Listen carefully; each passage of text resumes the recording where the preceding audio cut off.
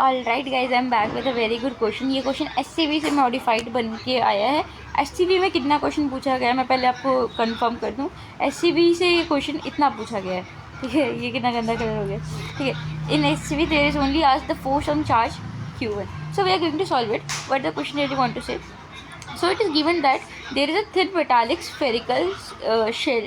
So first of all, when there is a something given in electric field, and in this particular type of chapter, you have to be very precise with wordings. All right. So here we are given with metallic word. So you have to pay attention on this. You can't be let it be. All right. So first of all, try to read the question very carefully, because this is a question which is from your theory, and you can spend your time a lot of on this particular type of question by reading all the language, by taking a peep on your options. But if you try to solve in a gist, you have to be very strong towards the theory part. All right, then you will able to solve all the 12th physics question. 12th physics is something like that. That's why I hate 12th physics. All right, so let's get started. So there is a thin metallic spherical shell which has a radius r and contains a charge q on its surface. So this is a thin metallic spherical shell, and on surface we have a plus q.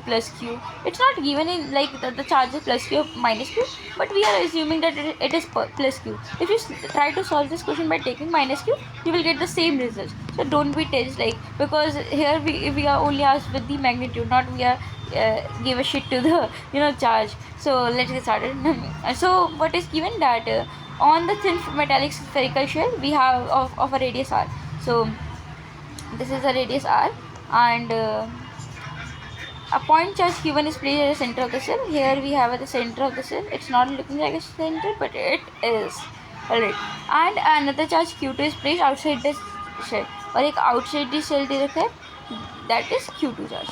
Alright, so we are given with this particular सारा का सारा यही दे रखा है, पूरा का पूरा अब बता रखा है, अब पूछा है कि फोर्स बताना है, फोर्स ऑन q1. अब मैं बताऊँ q1 q2.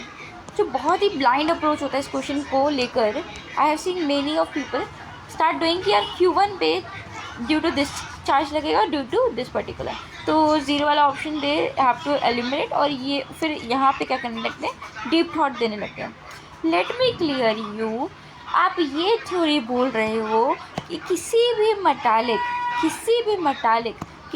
मेटालिक कंडक्टर के जो चार्जेस होते हैं वो स्फीयर के कहाँ पे आ जाते हैं, सरफेस पे आ जाते हैं, अंदर इलेक्ट्रिक फील्ड जीरो होती है.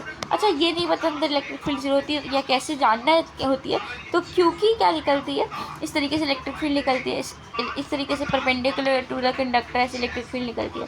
जस्ट इमेजिन अगर हमारे सरफेस पे अंदर भी इलेक्ट्रिक फील्ड होती तो कैसा वो देखने में लगता है, कुछ इस तरीके से, या कैसे बना लो इस तरीके से इलेक्ट्रिक फील्ड होती. तो क्या आपको दिख नहीं रहा कि ये जो इलेक्ट्रिक फील्ड की लाइंस हैं वो कहाँ टर्मिनेट हो रही हैं, जाके पॉजिटिव चार्ज पे. इतना लॉजिक भी अगर आपने लगा लिया होता ना कि अंदर इलेक्ट्रिक फील्ड तो होती ही नहीं है, और अपन जानते हैं कि force is equal to q into electric field होता है. अगर अंदर इलेक्ट्रिक फील्ड ही नहीं है तो फोर्स कहाँ से ही होगा, तो force on q1 is equal to zero. तो ये दोनों ऑप्शन अब एलिमिनेट हो गए. केवल इन दोनों ऑप्शन में आपको देखना है कि कहाँ पे ज़ीरो, यहाँ पे भी ज़ीरो, यहाँ पे भी ज़ीरो, ठीक है. अब आपसे पूछा है q2 पे निकालना है फोर्स. q2 पे फोर्स इसकी वजह से भी लगेगा और इसकी वजह से भी लगेगा. कोई भी चीज़ अगर सरफेस पे होती थी तो हम सेंटर में मान लेते थे, ठीक है. तो यहाँ पे कितना फोर्स लगेगा, q1 प्लस q.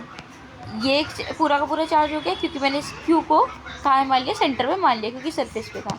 इनटू क्या करेंगे, q2 करेंगे, इनटू के अपॉन में कितनी दूरी पर है ये पर्टिकुलर चार्ज, तो ये पूरे x दूरी पर है, ठीक है. सेंटर से मानते हैं क्योंकि सरफेस से नहीं मानते, सेंटर से मानते हैं, ठीक है, x पे. तो ये आपका आ जाएगा, k की वैल्यू डालोगे तो 1/4πε. So this is matches to the option number 4. Please ध्यान रखना, इस क्वेश्चन से क्या उठा के ले जाना कि इस क्वेश्चन में अपन को ये जानना पड़ेगा कि किसी भी मेटालिक कंडक्टर में इलेक्ट्रिक फील्ड क्या होती है, जीरो होती है. That's it.